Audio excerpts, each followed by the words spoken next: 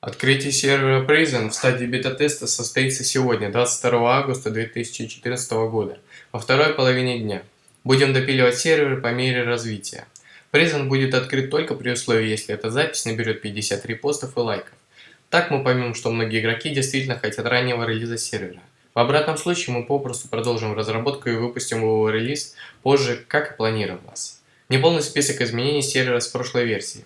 Полностью новая карта сервера, построенная с нуля, 4 блока, новый корпус строгого режима и 5-й блок откроется в бета-тесте чуть позже. Переработанная экономика, система званий полиции от сержанта до полковника, система розыска, 10 уровней розыска и система доносов. Удобная панель управления полицией, гибкая настройка званий, зарплат, возможность приема, увольнения, повышения, понижения полиции для высоких чинов. Повышает полицейских либо сам шеф полиции, либо автоматически при достижении определенного количества успешных арестов. Это число тоже устанавливает полковник.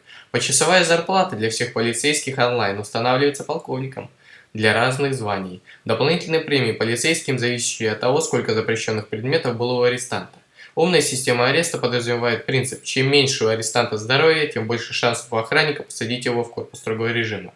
Казна полиции, деньги из которой могут тратиться на закупку снаряжения, конкретно закупка снаряжения будет допилена в бета-тесте, облава на заключенных, специальные ордеры на арест заключенных не в розыске. При посадке в корпус строгого режима преступнику выделяется собственная камера, в которой он может строить и ломать. Отдельная камера, я замечу. Во время пребывания в корпусе строгого режима преступник может трудиться на карьере или лесопилке и зарабатывать деньги для полиции, которые попадают в ее казну.